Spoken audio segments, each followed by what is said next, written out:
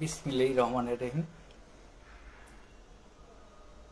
প্রিয় দেশবাসী, আসসালামু আলাইকুম। অনেক দিন পর লাইভে আসলাম।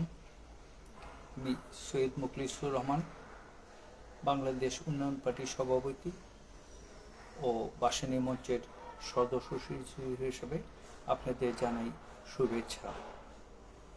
আজ রাজনীতিক প্রেক্ষাপটে আজকে কথা বলার জন্য আজকে লাইভে আসলাম।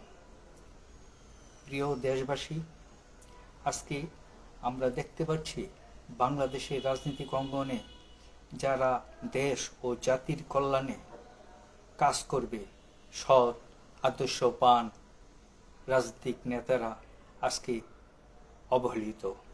তারা দেশ ও জাতির জন্য কিছু করতে চায়, তারা আজ কেন এত অবহেলিত আমার এটা জানা নেই। প্রিয় দেশবাসী, আমরা যারা বাংলাদেশের রাজনীতিক অঙ্গনে সৎ আদর্শবান ব্যক্তি হিসাবে দেশ ও জাতির কল্যাণে কাজ করতে চাই, তারা আজ অনেকের অবহেলিত পাত্র। দেশে পুঁজিবাদ, সন্ত্রাসী, চাঁদাবাজারেই রাজনীতি এগিয়ে যাচ্ছে। আমি বলতে চাই, মজলুম জননেতা মাওলানা ভাসানীর আদর্শ সৈনিক হিসাবে আমরা দেশ ও জাতির কল্যাণে কাজ করব।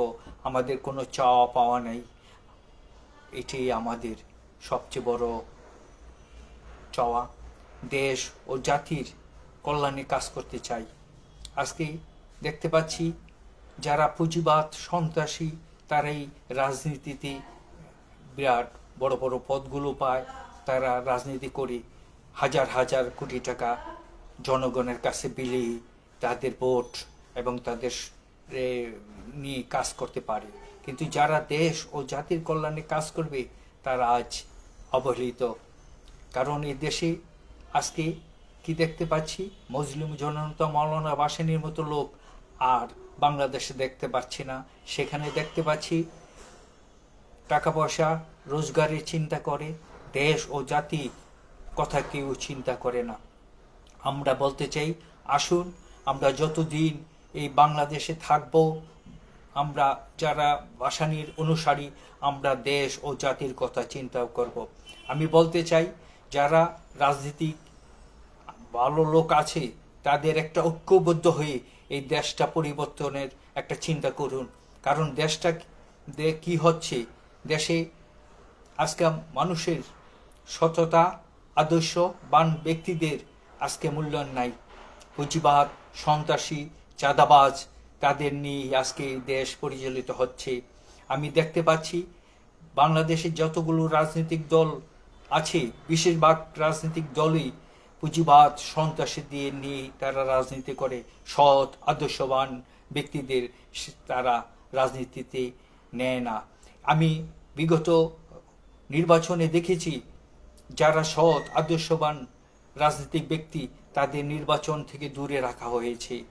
কারণ পুঁজিবাদ, সন্ত্রাসীরা যদি এই বারবার ক্ষমতায় আসে, এই দেশের অর্থনীতি পরিবর্তন আসবে না, এই দেশে গরিব দুঃখী মানুষের কল্যাণ হবে না, এই দেশে শিল্প কারখানা না হলে বেকারত্ব দিন দিন বেড়ে যাবে, এই দেশে কৃষিকাজ না হলে এই দেশে কৃষক কারণ খাদ্য অভাব দেখা দিবে।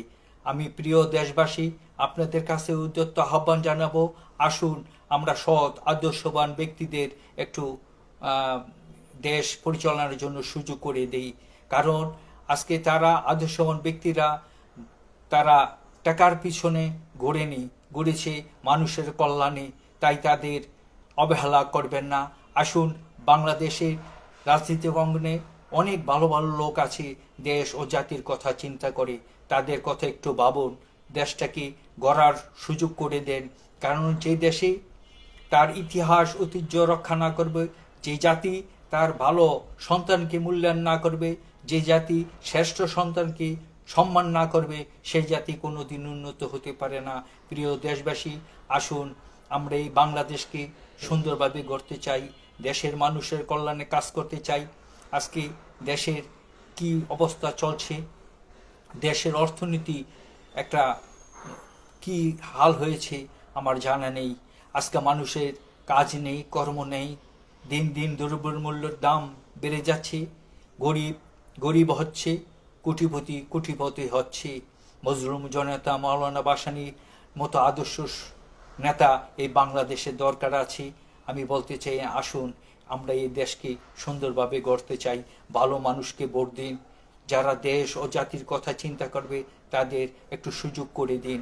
কারণ এই হালুয়া রুটির বাগের আশায় এই ভালো ভালো লোকগুলোকে দূরে রাখা চলবে না। দেশ কিন্তু উন্নত হবে না ভালো লোক দিয়ে। এই দেশে পরিচালনা করলে দেশ সুন্দর হবে, এই আশাবাদ ব্যক্ত করে আমি সবাইকে অভিনন্দন জানিয়ে আমি আমার বক্তব্য শেষ করছি। যুগ যুগ জিও তুমি মাওলানা ভাসানী, গরিবের নয়নমণি মাওলানা ভাসানী। সবাইকে ধন্যবাদ।